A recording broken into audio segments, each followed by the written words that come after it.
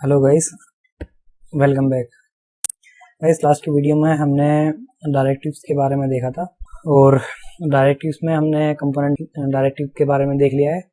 अब इसमें हम देखते हैं स्ट्रक्चरल डायरेक्टिव। स्ट्रक्चरल डायरेक्टिव क्या होता है? स्ट्रक्चरल डायरेक्टिव जो होता है ना, उसमें हम जो लेआउट होता है हमारे डोम का, उसमें चेंजेस कर सकते हैं। मतलब कोई एलिमेंट हम ऐड कर सकते हैं, कोई एलिमेंट हम रिमूव कर सकते हैं कंडीशन बेस पर। तो स्ट्रक्चरल डायरेक्टिव का यूज करने के लिए हमें ngif और ngFor और ngSwitch, ये तीन अपने बेसिकली अभी नॉर्मली अगर आपने जावास्क्रिप्ट भी पढ़ी होगी तो उसमें भी ngif होता है बेसिकली और ngFor भी होता है। मतलब लूप लगाने के लिए फॉर लूप आप यूज करते हैं और स्विच कंडीशन के लिए यूज करते हैं आप।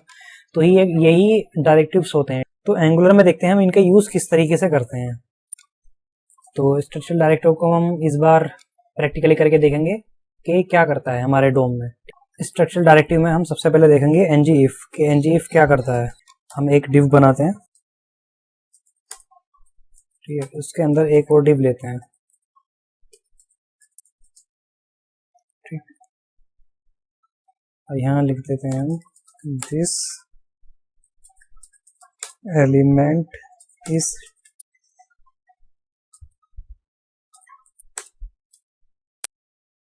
displayed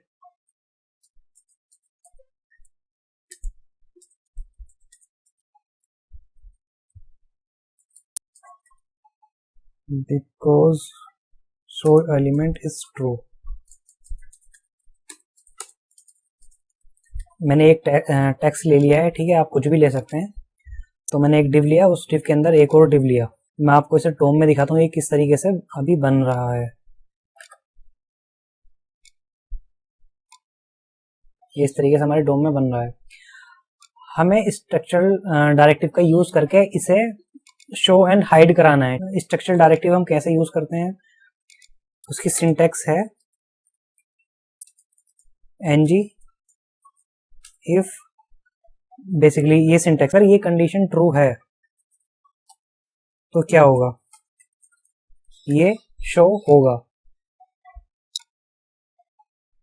शो हो रहा है। अगर मैं इस कंडीशन को कर दूं यहां पर फॉल्स,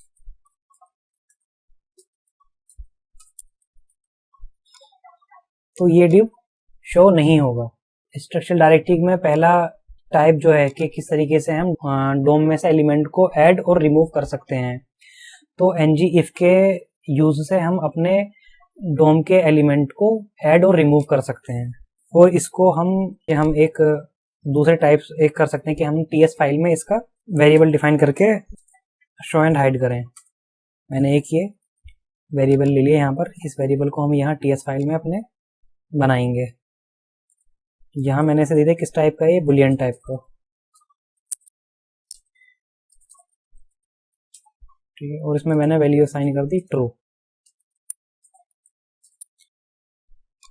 तो जब मैंने यहाँ पर वैल्यू इसकी असाइन कर दी ट्रू और वो ट्रू वैल्यू आई यहाँ पर, तो ये क्या करेगा, इसे रिमूव नहीं करेगा क्योंकि कंडीशन ट्रू है ना।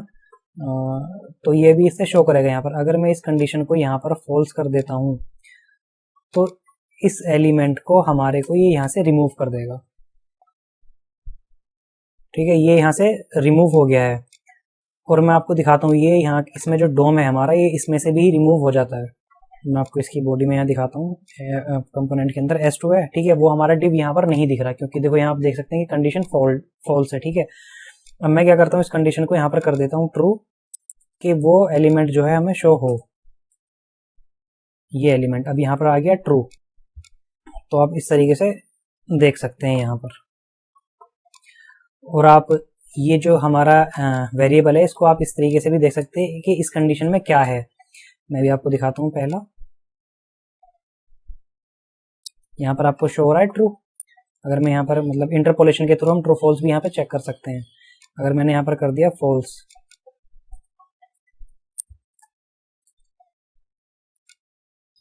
तो आप देख सकते हैं यहाँ पर फॉल्स हमें इंटरपोलेशन के थ्रू शो हो रहा है। फॉल्स हो गया तो वो div वहां से रिमूव हो गया। मैं आपको ट्रू करके दिखा रहा था यहाँ पर। जब मैंने ट्रू किया तो यहाँ पर भी हमें शो हो गया है और हमारे डोम में ऐड भी हो गया है। जब हमारी कंडीशन ट्रू हो गई थी, जब फॉल्स हुई थी तो यहाँ से रिमूव हो गया था। तो एक स्ट्रक्चरल डायरेक्टिव का यूज यही है, मैंने आपको बताया था कि हम अपने डोम में एलिमेंट को ऐड और रिमूव कर सकते हैं। जैसा कि आप डेफिनेशन में भी देख सकते हैं, एलिमेंट कैन बी एडिड और remove hence changing the structure of DOM. तो एक तो स्ट्रक्चरल डायरेक्टिव हो गया एनजी इफ। अब बात करते हैं कि एनजी फॉर जो हमारा लूप लगाता है, इसे एक मेथड से और कर सकते हैं। मैं आपको एक मेथड और बता देता हूँ एनजी इफ वाले का। आपने यहाँ एक बटन बना लिया, ठीक है, टाइप क्या दिया आपने, दिया बटन, और मैं यहाँ पर एक इवेंट बना लेता हूँ क्लिक नाम से, क्लिक इवेंट, सॉरी नाम हो सकता है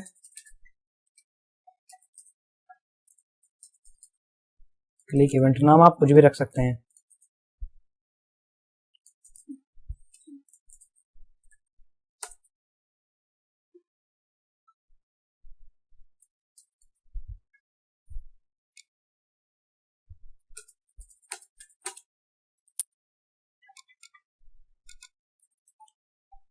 इस इवेंट को मैं यहाँ पर बनाता हूँ, चलो पुराने वाले को रिमूव करता हूँ। यहाँ मैंने क्या किया, मैंने यहाँ पर एक क्लिक इवेंट बनाया और उसे यहाँ पर डिफाइन कर दिया। अब मैं क्या करता हूँ कि अभी आप इसमें देख सकते हैं कि यहाँ पर बटन आ गया है हमारा। अब मैं क्या चाहता हूँ, मैं इसके क्लिक पर इसे शो एंड हाइड कराऊँ यहाँ पर। तो आप क्या कर सकते हैं कि जो वेरिएबल में आपकी वैल्यू ट्रू है, आपने क्लिक किया दिस डॉट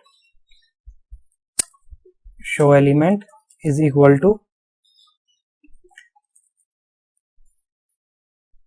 पहले फॉल्स डाल के दिखाता हूं मैं आपको।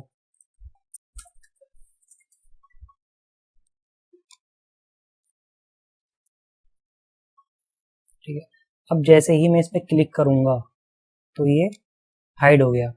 अब मैं इस पर क्लिक करूंगा ना तो ये शो नहीं होगा। शो क्यों नहीं होगा, पहले जो वैल्यू थी इसकी ट्रू थी, मैंने इसके क्लिक पर वो वैल्यू डाली फॉल्स।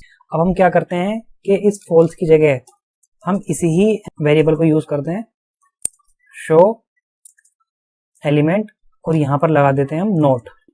अगर इस यहां पर ट्रू हुआ तो ये फॉल्स इसमें भेज देगा, अगर फॉल्स हुआ तो ट्रू भेज देगा। मैंने क्लिक किया, हाइड हो गया, मैंने क्लिक किया, शो हो गया। एक बार रिफ्रेश करते हैं, मैं आपको एक्सप्लेन करता हूँ दोबारा से।